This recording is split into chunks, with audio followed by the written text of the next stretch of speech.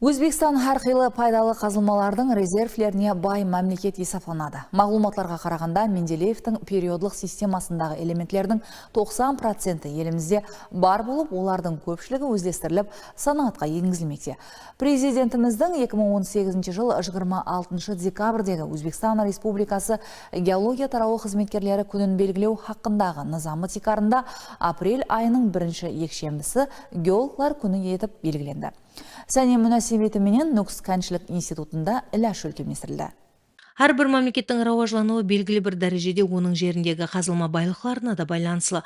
Бұл байлықтарды ізлеп табу һәм экономика тармақларына пайдалануға тапсыру вазипасы болса, геологларға жүктелген. Бұл әділі міндетті орындау үшін тарау қанигелері пайдалы қазылмалар кәнлерін заманауи ұсулар, техника һәм технологияларды пайдаланған халда ізлеп табу, бақылау, олардың резервлерін есаплау, мемлекет балансына кіргізу бойынша терең білім һәм көнікпелерге ие болуы, геология ілімі һәм амелияттың жетіскенліктерінен әр тараплеме хабардар болуы зәрүр. Қарапақстанымызда көп пайдалы қазылмалар бар. Бұлардан ең бірінші 1886 жылы Ферсман деген орыс геологы Қарапақстанға келіп, Қарапақстанда геологияларын үйренген. Қарапақстанда, Өзбекстанда бірінші орында тұратын темір кен ашылды. Қоры 4,5 миллиард. Темірдің құрамы 16-тан 20%-ға дейін. Мыс, қазіргі дефицит литий жұмыстары алып барылып жатыр. Геология жұмыстары бойынша үстірт жазықлығында жер асты суларынан пайдалану, хәк істеп шығару, суларды тазалау жұмыстары бойынша жұмыстар кетіп жатыр қазіргі уақытта. Елімізде апрель айының бірінші екшембісі геология тарау қызметкерлері күн сыпатында белгіленеді. Сәне мүнәсебетіменен Нокс кәншілік институтында жүлкемлестірілген іләж дауамында сөзге шыққанлар тарау қызметкерлерінің кәсіптік байрамы менен құтлықлап, машақатлы минетінде табысылар тіледі. Бұнан соң геология бағдарында соңғы уақыттағы жаңалықтар хақында сөз етілді. Геологлар қысыменен камералы жұмыс істеп, кәнлердің геология құрылыстарын, карталар үйреніп шығады камералкада.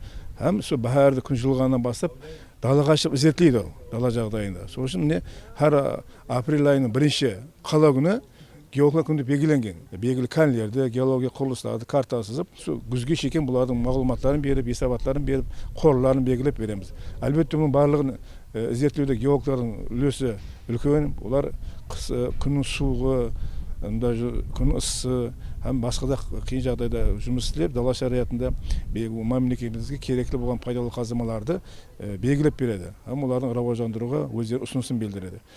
Бұның барлығы іліми орындарда үйреніліп, бүгінгі мына Нокс кәншілік институтында бұл тарау бойынша үлкен жұмыс алып барылды, іліми минеттер жаратылған. Кітаплар базасы, электрон база кәнлердің барлық текарына геология текарылып, геологлардың берген мағлұмат бойынша біздер жұмысты алып барамыз. Келешекте Қарапақстанымыздың, Өзбекстанымыздың келешек геологиямен байланысты екен һәммеміз түсінікті түрде үйреніп, сол тарауда үлесімізді қосуға әрекет қыламыз. Бүгінгі күнде профессор оқытушыларымыз тарапынан геология ілімдерін терең үйреніп келмектеміз. Біз бұл ілімдерді үйрену арқылы келешекте мемлекетіміздің өндіріс тарауына өздеріміздің үлкен үлесімізді қосамыз деген үміттеміз. Геология ілімдері хақында біздер жердің түзілісі, олардың магматикалық келіп шығуы, жердің қалыптасуы, одағы жатырған пайдалы қазылмаларды қалай қазып алу, олардың құрамын үйрену, һәм де басқа да ілімдерді үйреніп келмектеміз. Келешекте мен өздеріміздің Қаратау тау аймағында жайласқан Темірбұлақ кәнінде мемлекетіміздің рауажы үшін өз үлесімізді қосатын кәнші болып қалыптасу ниетім бар. Геологлар күннің белгіленуі тарау қызметкерлеріне болған ітібар сонымен бірге болашақ қанигелер, яғни студент жастар үшін тараудың тарихы, оның зерттелінуіне байланысты мағлұматлар менен жақыннан танысу мүмкіншілігін береді.